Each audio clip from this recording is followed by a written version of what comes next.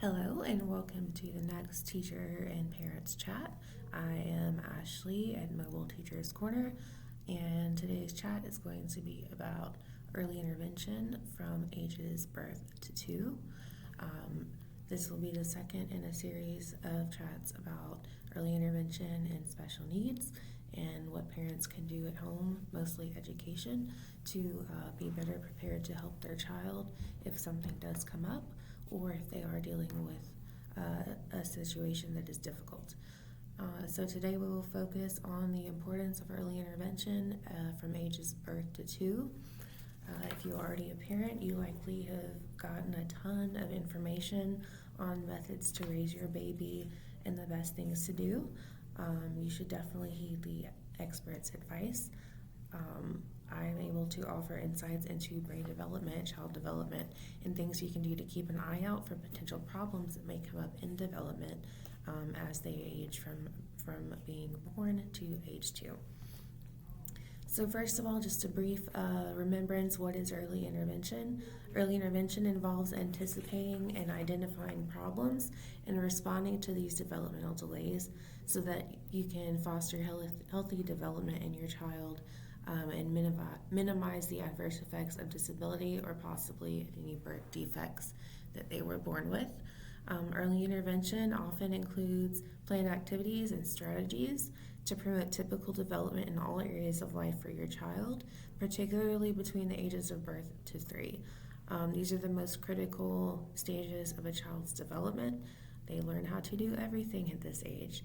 So keeping track of the development milestones, if you can do these and see that they're not missing any milestones or not delayed in a very significant way, you might not need early intervention, and that is absolutely fantastic.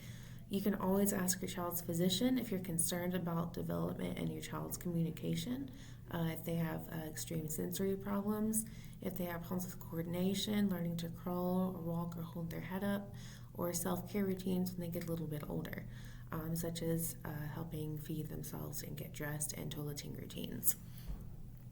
So when it comes to milestones for healthy development, there are tons of checklists out there. The most family-friendly and teacher-friendly one that I found was from pathways.org. It's very extensive. I've got a few pages just from birth through age 2. They also have checklists through age 6, which continues into their later early childhood. And catching problems when they occur and treating them right away, intervening right away, early, is the best way to make sure that they can adapt and continue to grow and develop in a proper way. So when you're looking at early intervention from birth to 2, since they are learning so many new things and developing so quickly, right now that would primarily involve identifying seriously delayed milestones. It's important to note that all children develop at different rates, absolutely, but they go through the same general progression and same general timelines for development.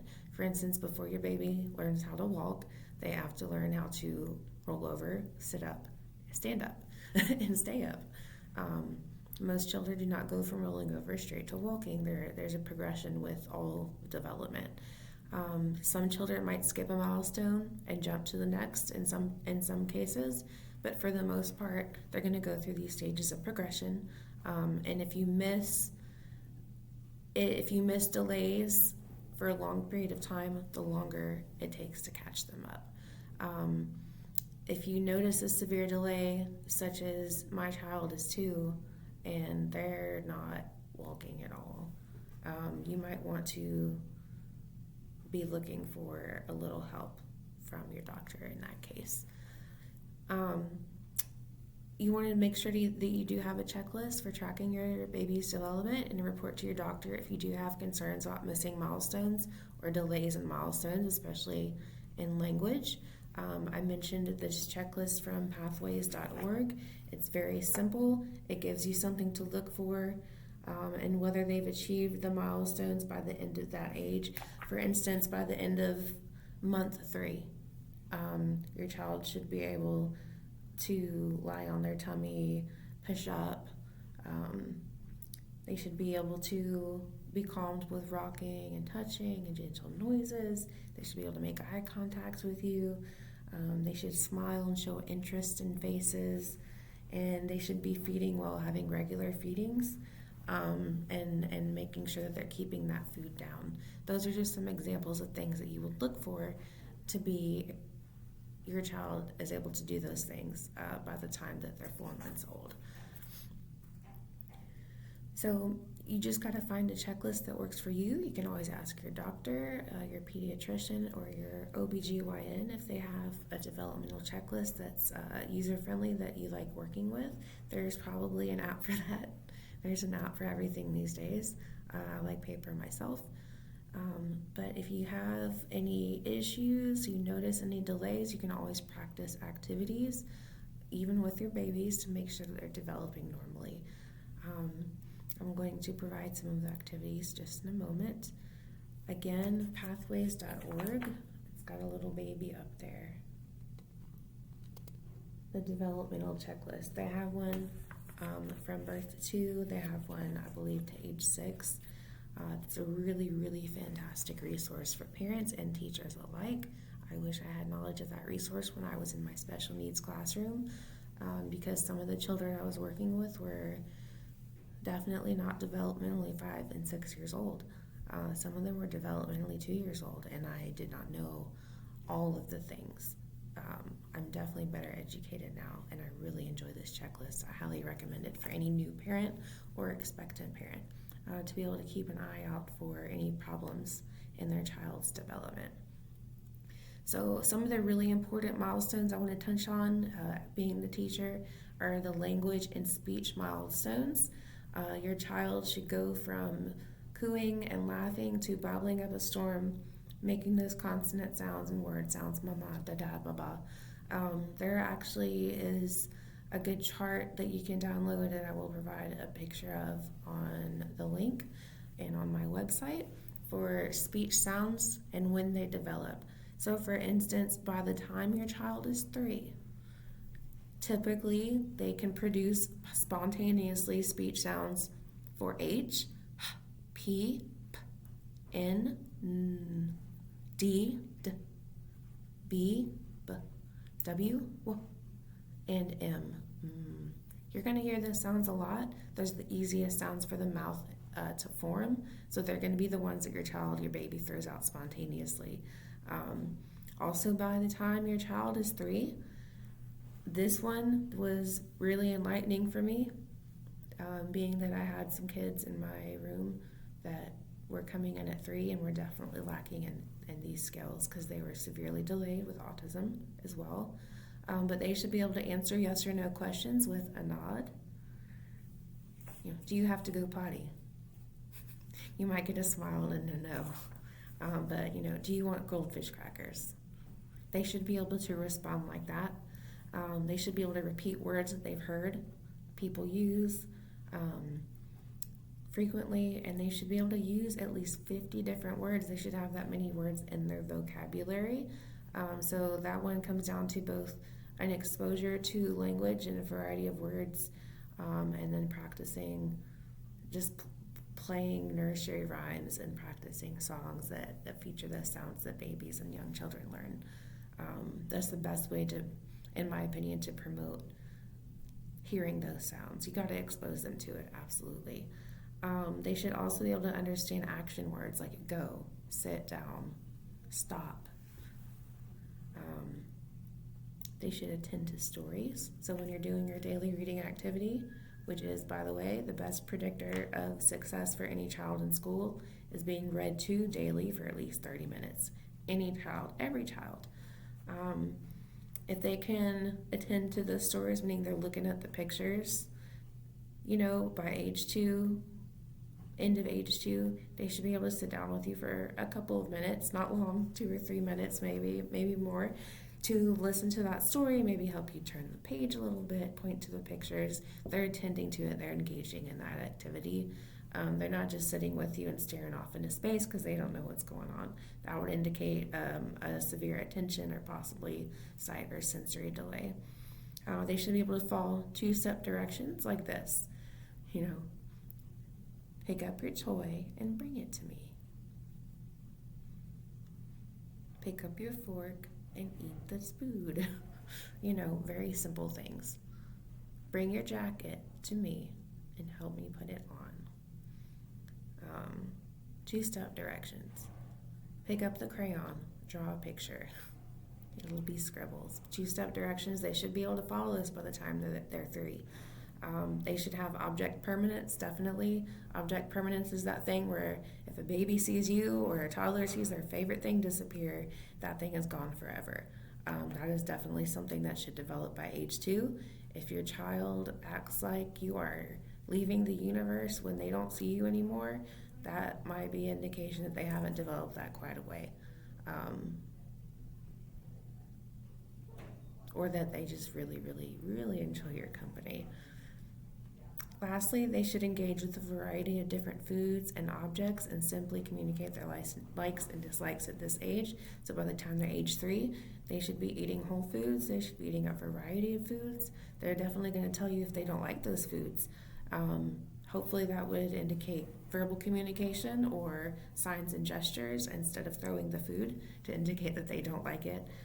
Those are definitely things that a 3-year-old should be able to do. And that is according to the checklist, 0 through 2 years, to help you indicate if your child's developing normally and if they have any severe delays. There are plenty of zero-cost, low-cost activities that you can do straight in your home or in your community for all ages. Again, read to your child every day, 30 minutes a day. Expose them to music, direct language and communication, conversations. Include them in conversations. Don't baby talk to them. Use real words. Even if they can't repeat those words, that's how they learn. And then also exploring the child's interests and preferences. If your child has an interest in playing in the dirt, it's okay to let them play in the dirt. In fact, let them make mud pies. I wouldn't encourage eating it though. So some ages for 0 to 3-month-olds to help them foster healthy development. Daily tummy time on a nice comfortable surface. Getting them just to engage in tummy time, flap their little arms around, work on lifting their head up. Baby massage is really helpful for development and very calming for both the parent and the child. You want to make sure that the baby is sleeping on their back, as this is more likely to reduce infant death syndrome, and you want to make sure that they're getting regular feedings and that they're eating and keeping that food down. Those are some of those milestones that you want to make sure that they're hitting or trying to hit by age 3, or just to keep an eye out for, rather. From 4 to 6 months, tummy time turns into rolling time. They're going to be practicing rolling over, and rolling around is a precursor to crawling. So if you see them trying to do that, absolutely encourage that. Make it fun. Make it a game for them. They're going to be transitioning from baby food to solid foods by 6 months, such as like mashed potatoes and little bits of peas and carrots, small things that they can't choke on that are soft but still solid. Baby toys time is going to be extremely beneficial. You're going to give them blocks at any age. They come in all shapes and sizes, sensory textures, and purposes. Some have letters, some don't. Some are wooden, some you can stack, some are nubby. There's so many different kind of blocks out there. Mirrors and sensory toys, stacking toys, and of course the classic peekaboo. All of these toys will promote curiosity and stimulate the brain and body so that they can get an interest in learning and being a baby, being fun. From 7 to 9 months, a game that you can play to encourage them to crawl and to stand up is Go for the Toy. If they're experimenting with crawling, or you're trying to help them learn how to crawl, put their favorite toy item or maybe a bottle just out of reach and have them crawl to it. And when they get there, then they can enjoy it. And then, gently get that back from them and then put it somewhere else for them to crawl again. Put it up on a chair so they can practice standing up on a nice sturdy surface. This is a fantastic activity to get them to practice crawling and standing. You want to practice with self-soothing techniques. Are they sleeping through the night? If they wake up and get upset, can they calm themselves with a teether, with some music, maybe with a rattle they might have nearby if it's nap time, or if they have just a method to calm themselves down so that you don't have to get up during the middle of the night to soothe them. Board books are fantastic. If you're not familiar with board books, they are just books baked out of cardboard, and they are built for babies. A lot of people think board books are just for babies. Absolutely not true. They have board books discussing the U.S. Constitution. They have board books about feelings. They have board books about holidays and religion. They've got board books about cats and dogs and silly things.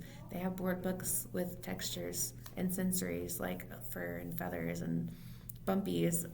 Board books are fantastic. Absolutely recommend board books. Very nice. They have bath books as well that you can do. From 10 to 12 months, so we're approaching 1 year old, they're going to be practicing walking around, both indoors and outdoors. You want to do lots of unstructured play with a variety of toys. That means they have a few things to choose from, and they're just playing. You're not telling them what to do. They're just exploring those toys. They're probably going to be putting a lot of things in their mouth because they're still learning that way as well. But this is really good for the baby, for the child. They're going to be exploring as well. Let's see. Music and movement. Always continue music and movement to engage the senses and language. It's a lot of fun too, just dancing with the babies and the kids. And then again, size, color, and shape toys, all kinds. You know, the classic, here's the yellow thing with the shapes in it. Put the square in the square hole. Put the circle in the circle hole. Those are fantastic toys for 10 to 12 months old. 13 to 18 months old, approaching 1.5 years. Make sure you've got good sleepy time routines. You can read stories together, music and movement, nursery rhymes, continuing with unstructured play, introducing parallel play. Parallel play is when one child plays next to another. They're not necessarily sharing. They might be using the same kinds of things or the same playground equipment. So the playground is an excellent place to do this. Arranging play dates is another good way to get some parallel play. Floor exploding and playing with food. It is totally okay to let your child put their hands in the mashed potatoes and squish them. You just got to clean up afterwards. They really learn about food this way. And it might encourage them to try new things so that they can squish it and feel that it's not so icky as they thought it was. At this time, 13 to 18 months, they're also going to start babbling the speech sounds we talked about, and they're going to be saying some simple words like ma, pa, no, da, baba, bottle, those kinds of things. And then from 19 to 24 months, we're kind of approaching more of my realm of expertise. I mostly worked with 3 to 6 year olds, I will admit. I have not had the direct privilege of working with babies, but 19 to 24 months, they're going to be self-soothing when they're upset. They're going to start noticing the moods and emotions of others.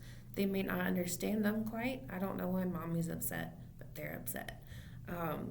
They're going to be reading stories with you continually, engaging in more parallel play, maybe taking turns just a little bit, but not quite, but definitely engaging in play with others.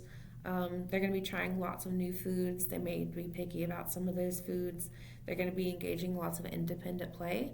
This is a good time you can introduce puzzles with large pieces like the big peg puzzles or nubby puzzles, block style puzzles.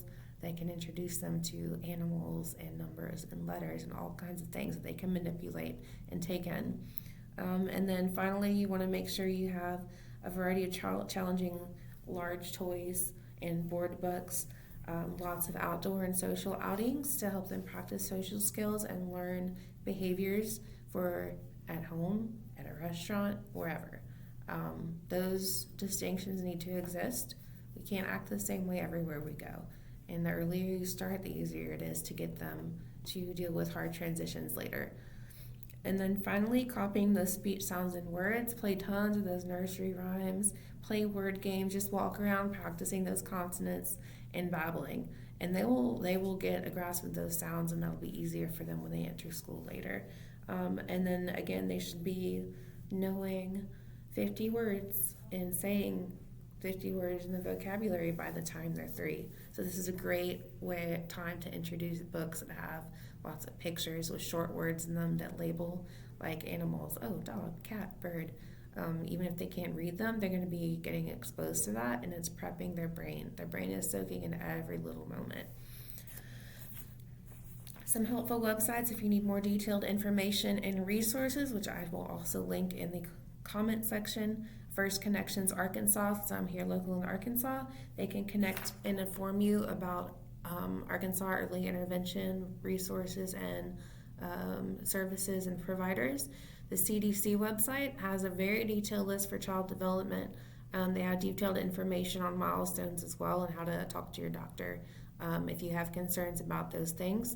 Pathways.org is the website where I mentioned I got this checklist. It is absolutely free to download, and they absolutely actually have lists of resources and ideas for parents to do with their children, which is where I got most of my suggestions from. They have detailed lists and suggestions, videos, all kinds of great stuff for parents of all ages of young children.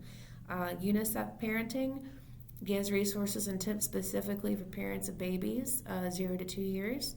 And then 1,000 books before kindergarten. Read a book a day and you'll have your 1,000 books in 3 years, 4 years. I'm bad at math right now. Reading every day is going to help your child to expand their language, their attention span, their social, all the things. So if you do 1,000 books before kindergarten, that's a great incentive for them to read every day. Here they have it at the Garland County Library. They may also have it at some other local places, and I am thinking about starting my own with Mobile Teachers Corner. So thank you for your time. This one got a little long-winded, but reaching our babies and toddlers before they develop serious delays is the absolute best way for parents to be able to get a heads up on if their child is going to need early intervention or if they are developing healthily. Again, my name is Ashley. I have a master's degree in early intervention special education, as well as a bachelor's degree in early childhood education. And I thank you for your time. If you have any questions, please feel free to follow me. And my website is mobileteacherscorner.square.site. Thank you.